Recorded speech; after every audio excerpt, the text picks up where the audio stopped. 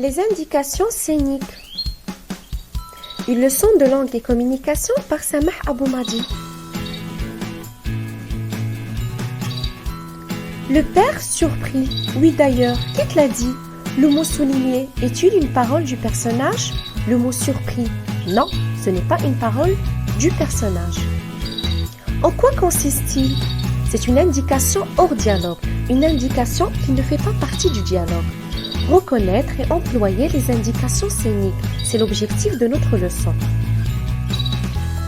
Je vous invite à observer le support de la page 109. Ouvrez la page 109, mettez pause et observez le support.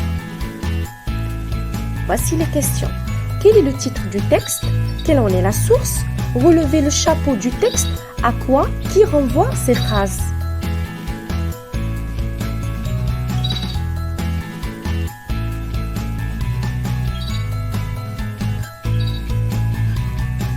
Le titre du texte, Le tailleur fou.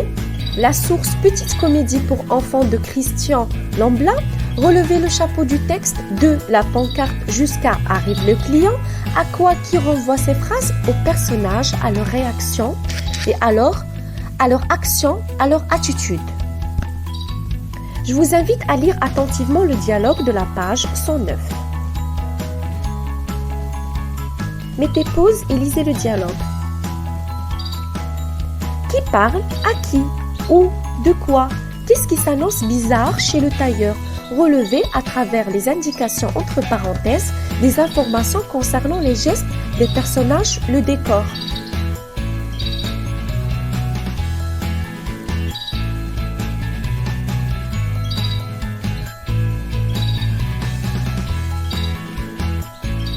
Alors qui parle? C'est le client. À qui? Au tailleur ou chez le tailleur. De quoi? Un client cherche à se faire une veste chez le tailleur. Qu'est-ce qui s'annonce bizarre chez le tailleur? Il prend des mesures partout dans le corps du client. Le choix des couleurs.